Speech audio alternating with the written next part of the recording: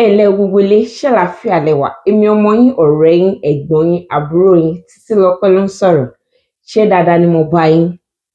Àwọn Yorùbá lọ wọ́n bọ̀ wọ́n sọ wípé bílé bá ń jó, bójò bá ń rọ̀, ẹni ebi ń pa kò lè dákẹ́.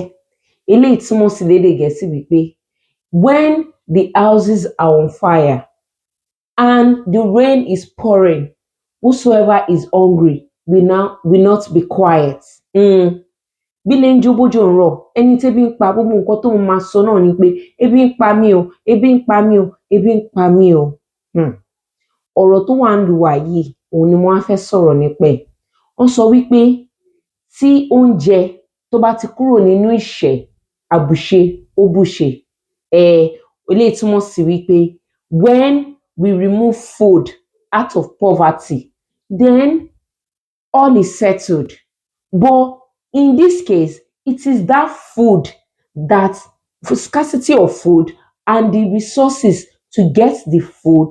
When there is no resources, that is where problem is.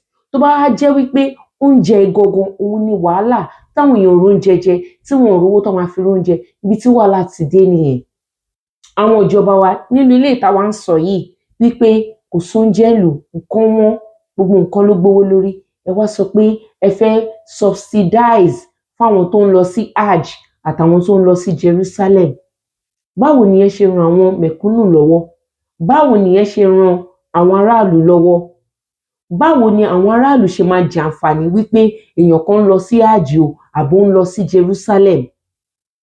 Ẹni tó ń lọ sí Hajj tó ń lọ sí Jerusalem ó lówó ẹ̀ lọ́wọ́ ni. Èyí tó yẹ ká subsidize fáwọn èèyàn òun náà ni oúnjẹ. Mo wá rí wípé àwọn local government kan wọ́n subsidize oúnjẹ fáwọn èèyàn.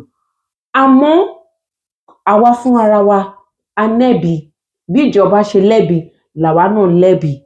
Wọ́n sọ wípé ẹ mú ẹgbẹ̀rún mẹ́wàá wá o, ìyẹn 10,000 kẹ́ wá gba ráìsì o. Àwọn èèyàn débẹ̀, kò sí orderliness, ààtò, bẹ́ẹ̀ náà làwọn èèyàn kú lọ rẹrẹ. Ní ọ̀pọ̀ ìgbà a lè dá ìjọba lẹ́bi wípé ohun tí wọ́n ń ṣe kò dáa, àmọ́ àwa náà lẹ́bi títí wa. There was no orderliness, there was no sanity.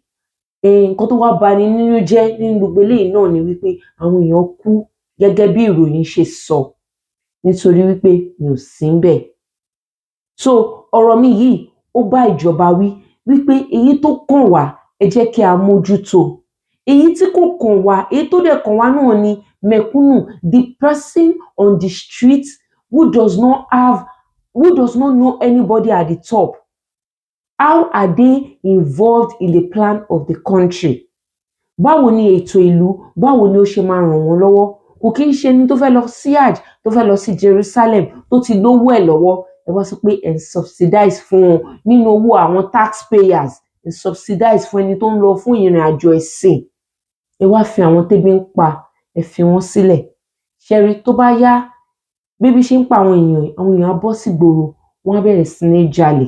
This does not justify it. Àmọ́ wọ́n sọ wípé ebi ò kí ń wọnú kọ́rọ̀ míì wọ̀. Ẹ̀yin ìjọba, ẹ̀yin lọ̀rọ̀ yìí bá wí, ẹni tó bá kàn, àbẹ́yìn tẹ́ wà ní ipò láti ran àwọn ènìyàn lọ́wọ́, ẹ rí dájú wípé ẹ má fi ẹ̀tọ́ àwọn ènìyàn, ẹ má fi dùn wọ́n. Help those around you. Anything you can do at all, even if it's one person, you can't save the world. Yes, àmọ́ bó jẹ́ èèyàn kan péré lèèyàn lè ràn lọ́wọ́, ẹ rí dájú wípé ẹ wà yíká kẹ́ ran àwọn tẹ́ bá lè ràn lọ́wọ́, kẹ́ ràn wọ́n lọ́wọ́. Eléyìí ni ìmọ̀ràn kékeré tí mo wá fẹ́ gbà wá. Ọlọ́run yóò sì ràn wá lọ́wọ́. Ìgbà yìí á dìgbà tá máa fi sẹ́yìn bí eégún tó ń fi aṣọ sẹ́yìn lágbára Ọlọ́run. Titilope ló ń sọ̀rọ̀. Ó dìgbà, a ó ní pàdé ayọ̀.